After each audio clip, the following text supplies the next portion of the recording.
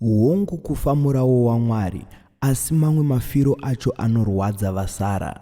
Ndinokumbira ungonyora mucomment section kuti rest in peace kuna Tawanda Maizivei, aiva host coach wetamuka number 12 basi rinoenda kuSouth Africa, uyo akashaya nezuro nemusi wa 16 July 2024. Kusangana kwatikuita zvakare pano paZimwitness TV patinokupa kurema updates zuva nezuva. Ndinoti kana karike kutanga kusvika pano ingobaya button rekusubscribe, then turn on the notification bell kuitira kuti usarasikirwe nema updates atinokupai pano.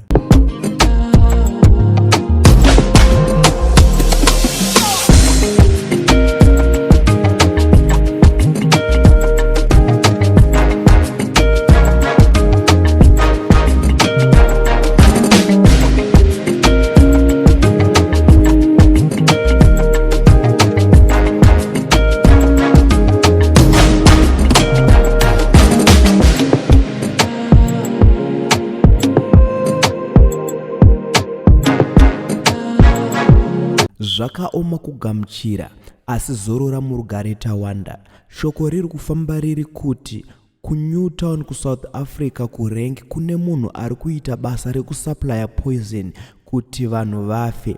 Hameno kuti igodo rudzi rinozokusvitsa pakuisira mumwe munhu poison muchikafu. Zviri kunzi izvo Tawanda uyu akadya chikafu chaive nepoison kuNewtown apo akatanga kurwara nemudumbu zvakaomarara, izvo zvakamusvitsa pakufa. Mawindi nemadhiraivha echicross border ari pakushushikana kwazvo nerufu rwaTawanda apo vanoti ashaya vasati vapedza kuchema Mudhara Luxon aivawo dhiraivha weSilver Kings. Zvinopisa tsitsi izvi, nyaradzwa inashe mapirata.